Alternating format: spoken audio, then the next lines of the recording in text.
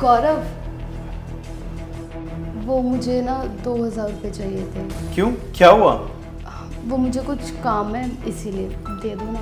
वो तो मुझे भी पता है कि तुम्हें कुछ काम होगा तभी तुम पैसे मांगोगी, लेकिन क्या काम है ये तो बता दो। वो गौरव, मैं सुबह जॉगिंग के लिए जाती हूँ ना, तो मुझे शूज़ चाहिए थे। जो मेरे पुराने वाले थे ना, वो बहुत ज़्यादा बेकार हो गए हैं, तो अच्छे नहीं लगते इसीलिए।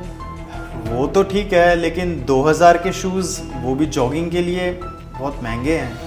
यार मैं सोच रही थी जब अब ले ही रही हूँ तो थोड़े ढंग के ले लेती हूँ, थोड़ा कंफर्ट अच्छा होगा उनका।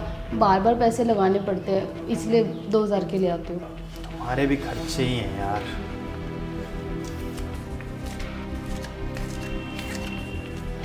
ये लो, ये रखो, ले आना, चलता हूँ।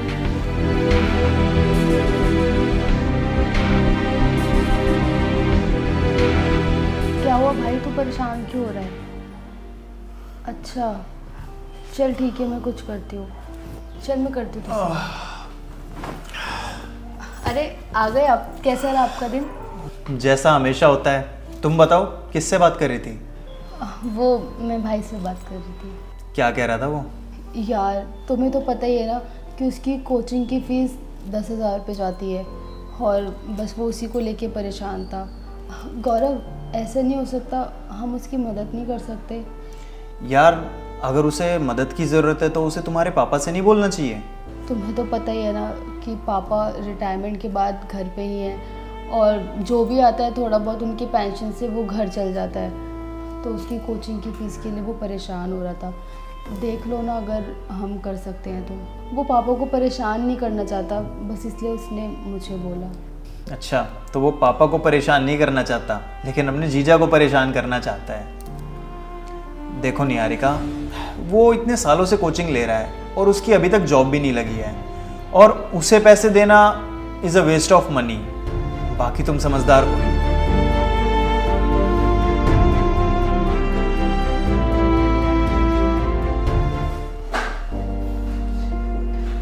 निहारिका, निहारिका। हाँ गौरव, क्या हो गया? ये ऑफर लेटर है और इस पे तुम्हारा नाम लिखा हुआ है। अरे ये हो क्या है ना, मैंने जॉब इंटरव्यू दिया था, तो बस उसी का सिलेक्शन लेटर है। जॉब के लिए अप्लाई किया था? मगर क्यों और क्या जरूरत पड़ गई? मैं कमा तो रहा हूँ। पर गौरव, वो पैसे तो तुम्हारे हैं ना, उन पे मेरा अधिकार थोड़े है।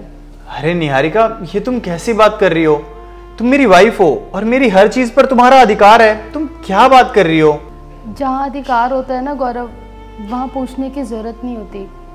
और मैं देख रही हूँ कुछ टाइम से कि मैं ना हर चीज़ के लिए तुम पे निर्भर हो गई हूँ। यहाँ तक कि मुझे अपने जूतों के लिए भी तुमसे पूछना पड़ रहा है।